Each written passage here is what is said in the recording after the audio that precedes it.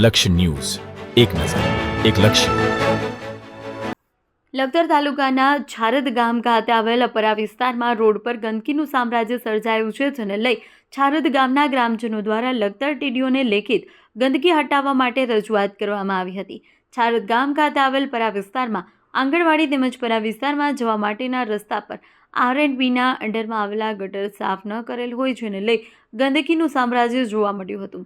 જેમાં છારદ ગામના પાણી નિકાલ માટે નાખેલ ગટર લાઇન પીવાના પાણી માટેની લાઇન લીકેજ હોવાથી તમામ પાણી તે રસ્તા ઉપર ફરી વળ્યા, જેને લઈ પરા વિસ્તારમાં રહેતા લોકોને અવરજવર કરવા માટે ભારે પરેશાનીનો સામનો કરવો પડી રહ્યો છે. ગ્રામજનો દ્વારા અનેકવાર તલાટી, સરપંચ તેમજ તાલુકા વિકાસ અધિકારીને લેખિત અને મૌખિક રજૂઆત કરવા છતાં ગટર ઉભરાવાનું તેમજ પીવાના પાણીની પાઇપલાઇન તૂટી ગઈ હોય તેનું રિપેરિંગ કામ આજ દિન સુધી ન થતાં ગ્રામજનો રોષે ભરાયા, જેને લઈ લખતર તાલુકા પંચાયત ખાતે આવી તાલુકા વિકાસ અધિકારીને રૂબરૂ મળી લેખિત અરજી આવેદન રૂપે પાઠવવામાં આપી છે.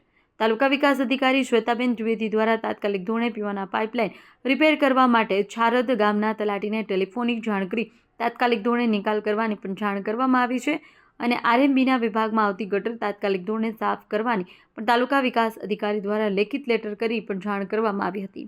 દેવમ ત્રિવેદી, સુરેન્દ્રનગર.